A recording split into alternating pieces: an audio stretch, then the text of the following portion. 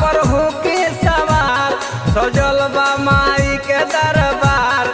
अब मालिन के तू बोलाव हो कवना बने कोइलुए मालिन अड़हुल फूल ले आवो।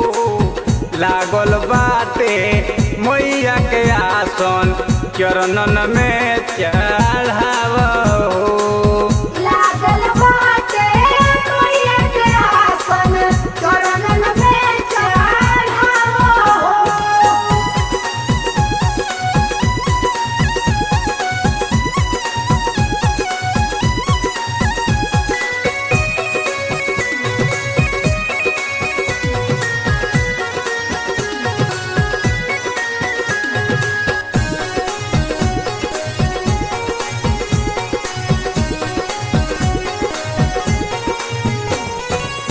स्वर्ग से चली दिहली माँ से रवाली धूप अगरबत्ती से सजाए लिहनी थाली।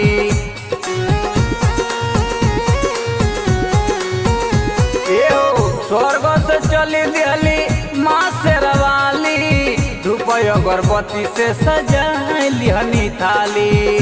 अब फुलवा के माला पहिराव हो कवना बने कोइलुए मालिन अड़हुल फूल ले आवो। लागल बाटे मैया के आसन चरणन में चढ़ावो। लागल बाटे मैया के आसन चरणन में चढ़ावो।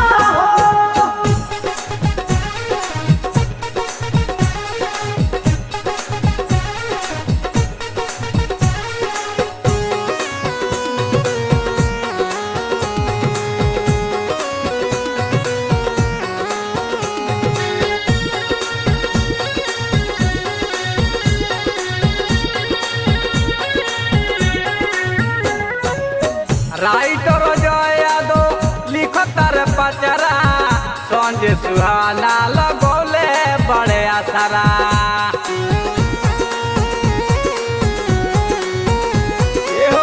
राइटर जय यादव लिखतर पचरा संजय सुहाना लगौले बड़े असरा। अब बबुआ भय गुहराव हो कवना बने कोइलुए मालिन अड़हुल फूल ले आवो। लागल बाटे मैया के आसन चरणन में चढ़ा